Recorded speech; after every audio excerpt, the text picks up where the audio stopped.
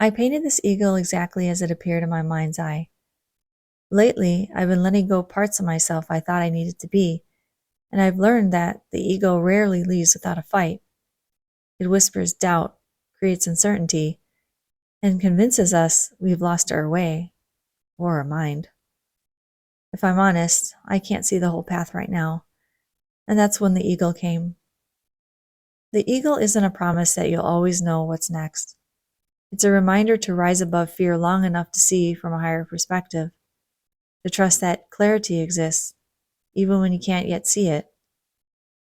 And you'll notice I placed diamonds throughout this painting.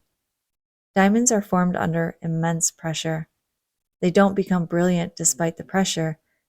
They become brilliant because of it. Maybe that's what this season is doing for us. Maybe what feels like everything is falling apart is actually refining the way we see ourselves. So if you're walking through uncertainty, this eagle is for you. And may it remind you to lift your eyes above the noise, trust the process, and remember that clarity isn't always something we find. Sometimes it's something we become.